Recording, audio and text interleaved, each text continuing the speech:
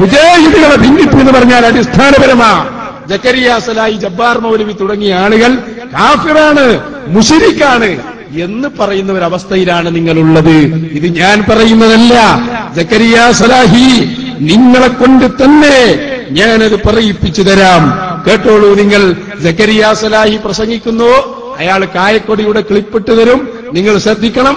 കായക്കൊടിയെ കുറിച്ച് അയാൾ പറയുന്നുണ്ട്. കായക്കൊടി ജബ്ബാർ മൗലവിയെ കുറിച്ച് പറയുമ്പോ ഇവര് മൂന്നാളും കൂടി ഇരിക്കുന്ന ഒരു ഫോട്ടോയും നിങ്ങൾക്ക് ഇട്ടുതരുന്നുണ്ട്.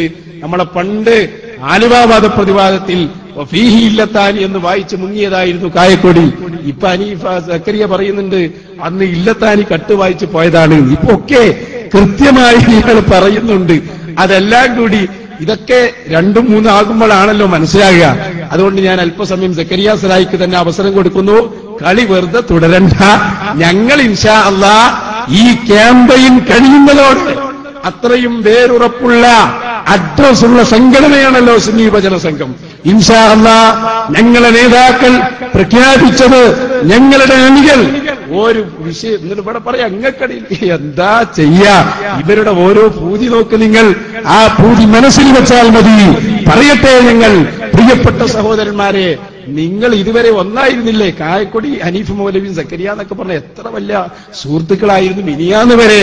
ഇന്നലെ തെറ്റിയപ്പോഴേക്ക് പറഞ്ഞെന്താ നിങ്ങൾ ബിംബാരാധകരാണ്. എന്നിട്ട് ഇപ്പൊ ഒരു പേരിട്ടിട്ടുണ്ട്. ആർക്ക്? കായക്കൊടിക്ക് സക്കരിയ മൗലവിന്റെ ഒരു പേര്. എന്താണ്? കൺഫ്യൂഷൻ ഉണ്ടാക്കുന്നതിന്റെ സ്പെഷ്യലിസ്റ്റ് ആണ് ആര്? കായക്കൊടി മൗലവി. അതാ ഞങ്ങൾ ഇതുവരെ പറഞ്ഞു വന്നത്. ജനങ്ങൾക്കിടയിൽ വസ്വാസ് അല്ലദീ യുവസ്വിസു ഫീ സുദൂരിന്നാസ്, അതിന്റെ സ്പെഷ്യലിസ്റ്റ് ആണ് കായക്കൊടി എന്ന് സർട്ടിഫിക്കറ്റ് കൊടുത്തുകൊണ്ട് അതാ സക്കരിയ സലാഹി പറയുമ്പോൾ ഒരു ഫോട്ടോ ശരിക്കും ശ്രദ്ധിക്കണം. അയാളെ ലാസ്റ്റ് കാണിക്കുന്നുണ്ട്. ജബ്ബാർ മൗലവി സെന്ററിലും രണ്ട് സൈഡിൽ, ഒന്ന് ഹനീഫ് മൗലവി, ഒന്ന് അനസ് മൗലവി. ഈ രണ്ടാളുകൾ ഒന്നിച്ച് കിതാബ് നോക്കുന്ന ഒരു രംഗം. നടുവിലിരിക്കുന്ന മൗലവി ഇപ്പൊ മുശ്രിക്കാണ് എന്നുകൂടി നിങ്ങൾ ഓർക്കണം. ഒന്ന് കണ്ടു നോക്കൂ ഇവരുടെ അവസ്ഥ. സക്കരിയ സലാഹി പറയട്ടെ. എന്നാൽ ഇപ്പോൾ അതിനെ പ്രാർത്ഥനയാക്കി കോട്ടി മാറ്റി അവതരിപ്പിക്കുന്നു. നോക്കൂ, ആശയക്കുഴപ്പത്തിന്റെ സ്പെഷ്യലിസ്റ്റ് കാണിച്ചു കൊടുക്കും. അതൊരു വിളിയല്ലേ, വെറും വിളിയല്ല. എന്തിനാ വിളിക്കണത്? ജിന്നെ സഹായിക്കണമെന്ന് പറയണത് എന്തിന്? ജിന്നെ വെളിച്ചെന്താന്ന് പറയണത് എന്തിന്? ജിന്നെ എവിടെയാ ഉള്ളത്?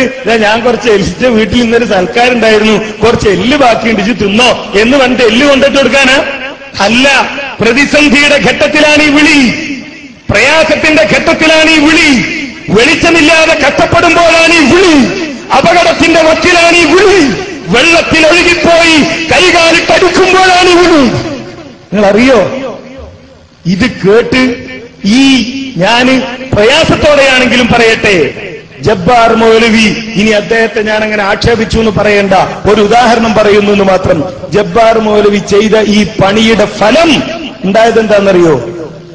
സൗദി അറേബ്യയിലേക്ക് വിഗ്രഹം കൊണ്ടുവന്ന് വെച്ചില്ലേ? നൂഹ് നബിയുടെ സമൂഹത്തിലേക്ക് ഈ നാട്ടക്കുറ്റികൾ ഉണ്ടാക്കിക്കൊടുത്തില്ലേ? ആ നാട്ടക്കുറ്റി ഉണ്ടാക്കിക്കൊടുത്തവർ, വിഗ്രഹം കൊണ്ടുവന്ന് വെച്ച അംർ ബിൻ ലുഹയ്യ് എന്ത് പണിയാണോ ചെയ്തത്, അതേ പണിയാണ് അബ്ദുൽ ജബ്ബാർ മൗലവി ചെയ്തത്. മൂപ്പരിത് ഇന്നാ ലില്ലാഹി വ ഇന്നാ ഇലൈഹി റാജിഊൻ. ബിംബാരാധനക്ക് സൗകര്യം ചെയ്തു കൊടുത്ത് അറേബ്യയിലേക്ക് ബിംബം കടത്തിക്കൊണ്ടുവന്നവൻ ചെയ്ത പണി ഏതോ അതാണ് അബ്ദുൽ ജബ്ബാർ മൗലവി ചെയ്യുന്നത്. എടോ, ഈ ബിംബാരാധകനെ കൂട്ടിയല്ലേ സംവാദത്തിന് നടന്നിരുന്നത്? ഈ മുശ്രിക്കിനെ കൂട്ടിയല്ലേ നിങ്ങൾ ഇത്രയും കാലം നടന്നിരുന്നത്? അപ്പുറത്തും ഇപ്പുറത്തും ഇരുന്ന് കിതാബ് നോക്കി അദ്ദേഹം പറയുന്നത് കാതോർത്തിരുന്ന് അദ്ദേഹത്തിന്റെ അടുത്ത് കിട്ടുന്ന വിജ്ഞാനം നുകർന്ന് ഇപ്പൊ അദ്ദേഹത്തെ തള്ളി പറയുകയാണ്. നന്ദി കെട്ടവരെ, നിങ്ങളല്ലേ ഇത് പറയൂ. ഞാനും ആ സംവാദം കഴിഞ്ഞ് ഇല്ലത്താനിയിൽ കുടുങ്ങി അവസാനം ഒതുക്കുകൾ വിശദീകരണം ഉണ്ടാക്കാൻ വേണ്ടി മൗലവിയുടെ വീട്ടിൽ വന്ന് താമസിച്ചിട്ട് അന്ന് ഹനീഫ പറയാണ്, അതിലെവിടെ അല്ലെങ്കിൽ മൗലവി ശിർക്ക്, നിങ്ങളെ എഴുതിയിലെവിടെ ശിർക്ക്, അതിന് ശിർക്കുണ്ട് എന്ന് ആരെങ്കിലും ഇരുത്തകണ്ണങ്ങള് എന്തൊരു അതബിലായിരിക്കുന്നത്. നടുവിലുള്ള മൗലവി പിന്നെ മുശ്രിക്കായി പോയി.